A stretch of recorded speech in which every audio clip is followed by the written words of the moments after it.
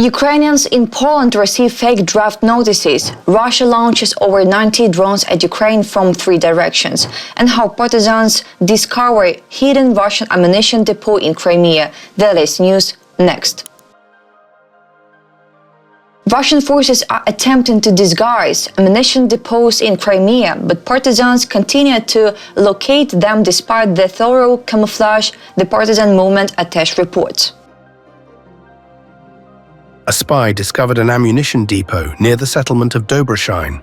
During reconnaissance, he uncovered a camouflaged ammunition depot located on the outskirts of the settlement.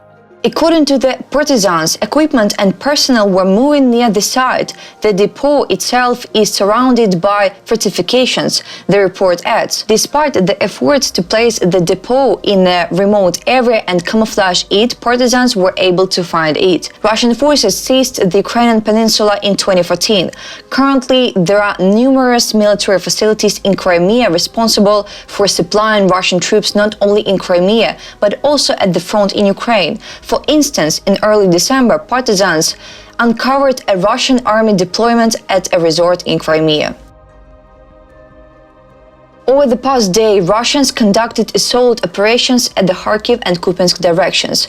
Some positions of the armed forces of Ukraine were destroyed, according to the Khortytsa operational and strategic group of troops. The Russians stormed Vovchansk in the Kharkiv sector as well as in the areas of Zagryzove, Dvorichna and Kruglякivka in the Kupiansk sector. Some positions of Ukrainian troops were destroyed as a result of fire. Measures are being taken to prevent deterioration of the tactical situation, writes the Khortytsa operational and strategic group of troops. Russia launched 93 drones at Ukraine overnight on January 3rd, with the Ukrainian air defense successfully intercepting about 2/3 of enemy targets, the Air Force of the Armed Forces of Ukraine reports. During the night of January 3rd, the enemy launched 93 strike UAVs of the Shahed type and various other types of decoy drones from the directions of Bryansk, Milarovo, and Oryol. How air defense response? The Russian aerial attack was countered by aviation, anti-aircraft missile units, electronic warfare divisions, and mobile fire groups of the Air Force and Defense Forces of Ukraine. As of 9 a.m., 60 strike UAVs of the Shahed type and other drones were confirmed shot down, Ukrainians military reported. In particular, air defense units operated in the Poltava, Sumy, Kharkiv, Kyiv, Chernihiv, Cherkasy, Zhytomyr, Donetsk, and Dnipropetrovsk regions. In addition, 26 enemy decoy drones were lost locally due to the defense forces' active countermeasures. Consequences of Russia's drone attack on Ukraine. The Russian drone attack resulted in several strikes on private enterprises and residential buildings in the Donetsk and Chernihiv regions. In particular, Russian forces used a drone to hit a residential building in Kramatorsk. The downed Shahed UAVs also caused damage in the Kiev region. In several areas, private houses and cars were affected. Unfortunately, there are killed and injured victims in the Kiev region due to the Russian attack. Furthermore, a woman was wounded in Kiev following the Russian strike. Debris fell in 2 districts of the capital. In addition, Russian forces carried out an airstrike on the city of Sumy on January 3rd. Fortunately, there were no killed victims, though there were injuries reported. Russian forces launched an airstrike on the city of Sumy on January 3rd. There were no killed victims, however several people were injured, the Sumy Regional Military Administration reports. The enemy launched an airstrike on the private sector in Sumy. According to preliminary information, there were no killed victims. Emergency and rescue operations are underway. The injured are receiving all necessary assistance, including medical care.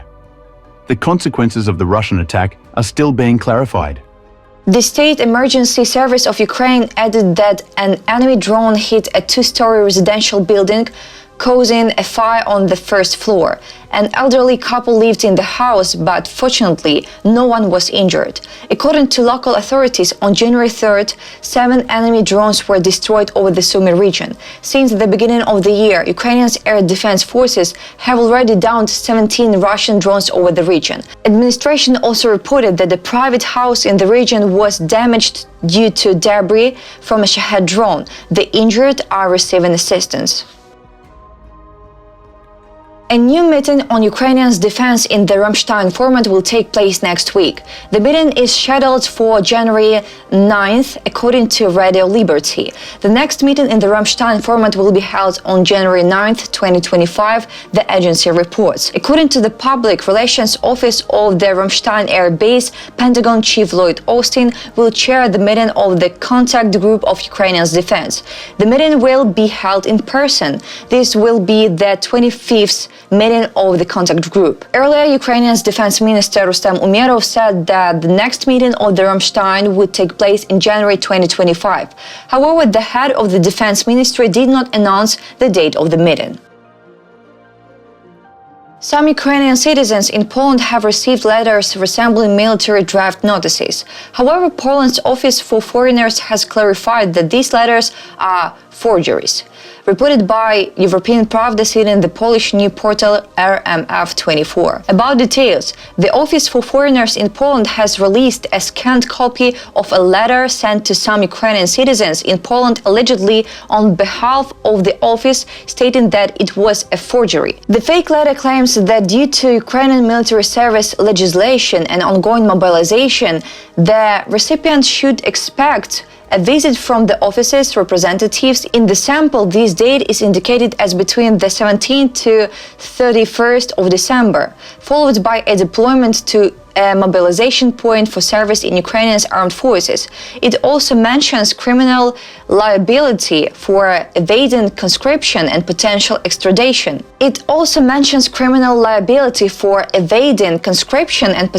extradition. The forgery appears to have included the specific name and address of a Ukrainian citizen residing in Poland, though these details have been redacted in the published copy. The Office for Foreigners has denied any involvement in the distribution of such letters and stated it has no information on who might have organized the fake correspondence. The number of affected cases remains undisclosed.